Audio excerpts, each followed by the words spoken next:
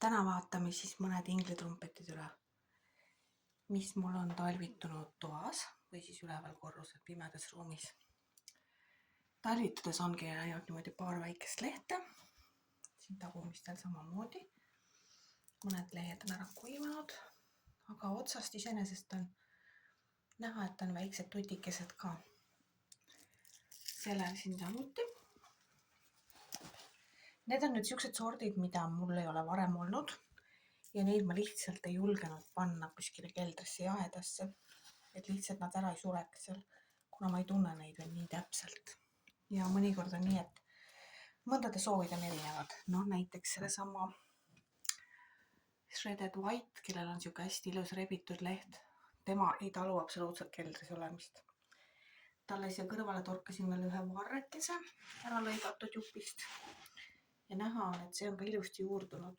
Siin all on ka väike roheline varrealge, nii et temaga on hästi kõik. Ja siis mul on siin kõrval veel üks selline, keda mul pole ka enne olnud.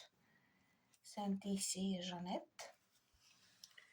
Ja temale samamoodi torkasin siia kõrvale paar varrekest. On näha, et need varrekesed iseenesest on nüüd ära kuivanud, aga siit alt on ta ajanud uued võrsed, nii et ta kasvab veel siit altpoolt ka.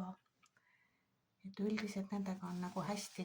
Jah, lehed on väga heledad, sellepärast et nad on suhteliselt hämaras.